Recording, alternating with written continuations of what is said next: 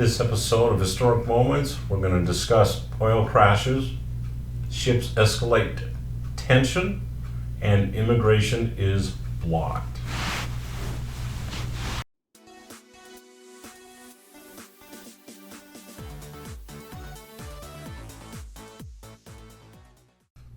Welcome to Historic Moments with Lindsay. I'm not here to report the news. I'm here to start a conversation about the events that are affecting your life. This episode is for the week that ends Sunday, April 26th, 2020. All right, first item up, reported by CNBC, is an oil crash. Prices for oil, crude, gas are way down. We are at the pumps seeing prices lower than they've been for a very long time. So immediately that seems like a great thing. We are able to buy gas cheaper, and of course, ironically, we don't need it as much because we're staying at home, or most of us are staying at home. There's not as much need for gas, which of course is why prices have plummeted. All right, so how does that affect you? The crash itself and lower prices, does that help you? Are you in a situation where lower gas prices is helping you? Or does it not affect you at all? Or does it just annoy you that here we could be taking those nice long trips we've been wanting, we've been planning, and really we can't. All right, but what are going to be the long-term ramifications of this? Obviously, there's going to be waves of effect that generate from this single item. If oil companies are having difficulties, where does that move to next?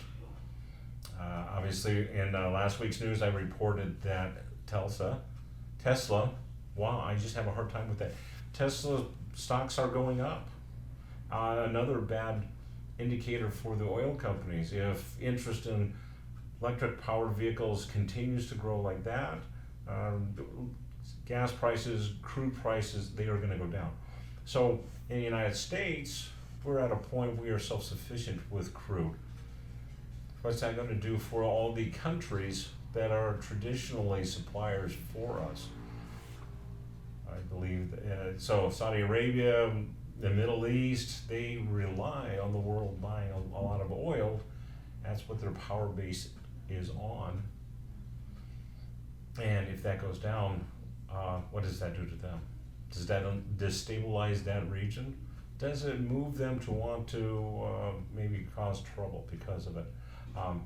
I'm not really sure, but I'd love to hear your suggestions on how you think this is going to affect you, your community, our country, and the world.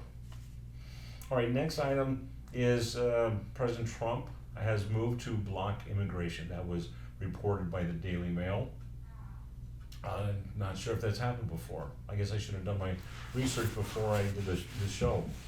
This is the land of the free and the brave, and the borders will be closed, at least temporarily, until this virus, this pandemic resolves itself to a safer level. Wow. Now for me, that's a shocking move. It makes me think about, that's what this country is about. This is the place for you to go. This is the place of dreams. If you have a dream to be able to practice your religion freely, or if you have a dream to open up a company or education, whatever it is, this is the place traditionally that you should be able to come to make that happen. And now that that's blocked, temporarily is blocked. How long though? And what would that immigration block do for us? Is that going to limit the inflow of talent that might come here and affect our future?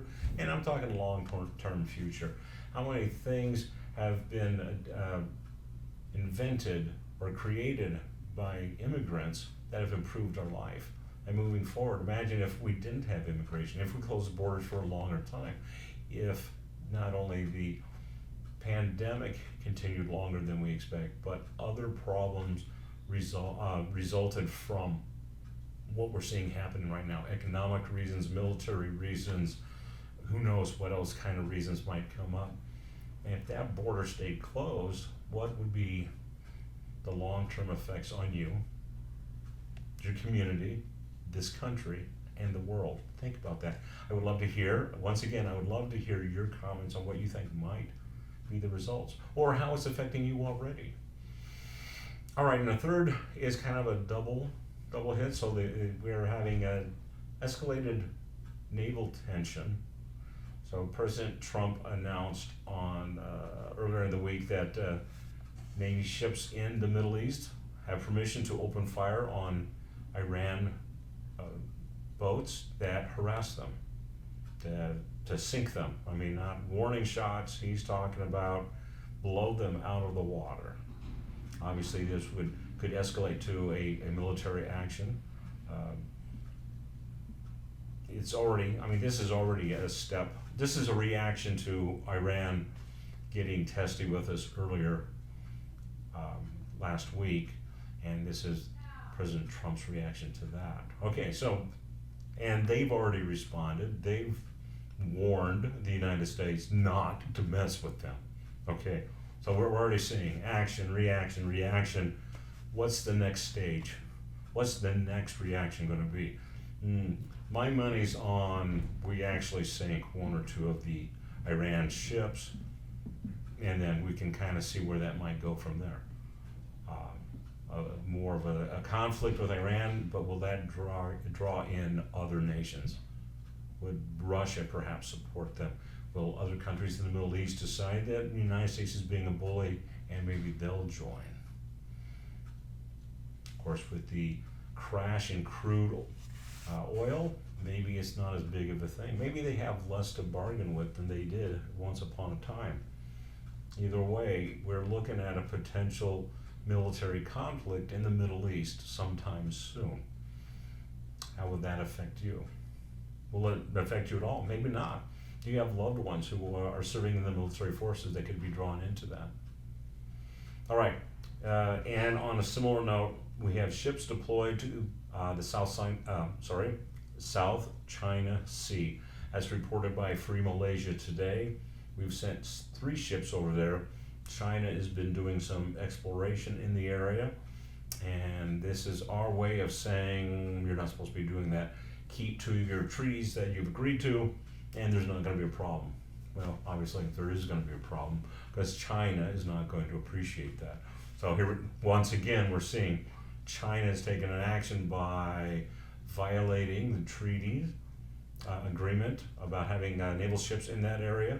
We have responded, and Australia has also sent ships. So multinational response to China. Where is China going to go from here? Are they going to withdraw? Are they just going to leave their ship there and dare us to shoot on them? A military conflict with China, that would be bad. I mean, obviously, that would be a military escalation, or a war of any kind would be bad. So don't get me wrong with that. But one with China could be especially bad. Or is China going to back off? Do you think that might happen? Does this affect you? Well, it could, right? We do a lot of shipping, we do a lot of trade, we do a lot of business with China.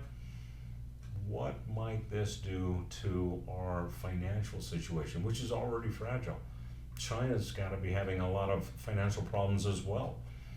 Where is this going to lead, if anywhere? Maybe it just fizzles out.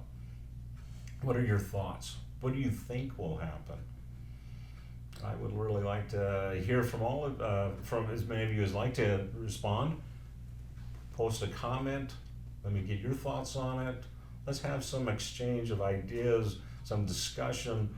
Let's talk about these events that are historical, or could be. So in a lot of these cases, these are going to blow over, maybe, perhaps. Iran may decide that they've bitten off more than they can chew. We are the big dog. Are they going to be brave enough to risk being bit by us?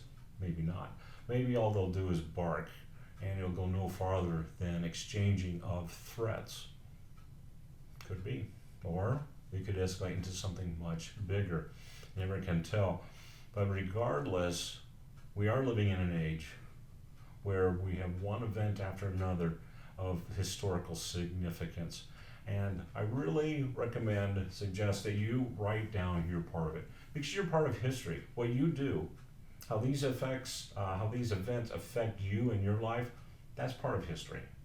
Record it, if for no other reason that down the road you can read this, what you thought about it, what happened, what you did about it, what you plan to do about it, and you can remember what it was like.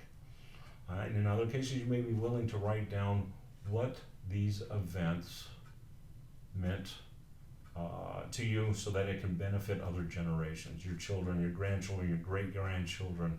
You never know.